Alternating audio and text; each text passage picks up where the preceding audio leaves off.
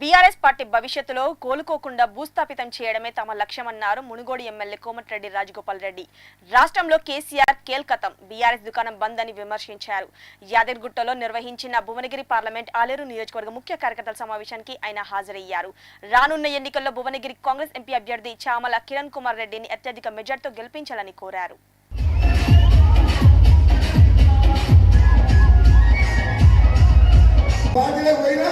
ఈ పార్టీలకు వాపసు వచ్చిన నా లక్ష్యం ఒకటి, ఈ కొట్లాడి తెచ్చుకున్న తెలంగాణ, ఆత్మ బలిదానాలు తెచ్చుకున్న తెలంగాణ ఒక కుటుంబం పాలైంది. ఈ కుటుంబం అంతా రాష్ట్రాన్ని దోచుకొని, లక్షలు దోచుకొని అప్పుల పాలు చేసి ఆగం చేసిండ్రు. మా పేదలకు న్యాయం జరగలేదు. ఎన్నో ఏళ్లుగా పోరాటం చేసి తెలంగాణ వస్తే మా బతుకులు బాగుపడతాయని చెప్పి భావించిన పేద ప్రజలు, నా తమ్ముళ్ళు, పేదలందరూ కూడా కన్నీళ్లతో ఏడుస్తున్నారు. బంగారు తెలంగాణ అని చెప్పి బాగుపడ్డది ఎవరైనా అంటే కేసీఆర్ కుటుంబం.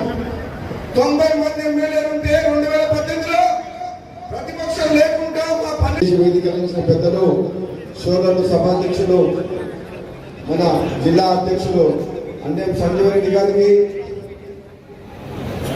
50,000 మెజార్టీతో గెలిపించుకున్న మీ ప్రియతమ నాయకుడు మన ఆలయ కార్యకర్తలకు ఏమి అవసరం లేదు. అన్ని ధైర్యాలు ఐలన ఉన్నాడు. ఎన్నికలు కూడా అయిపోయిన తర్వాత ఆటోమేటిక్ గా ప్రతి గ్రామానికి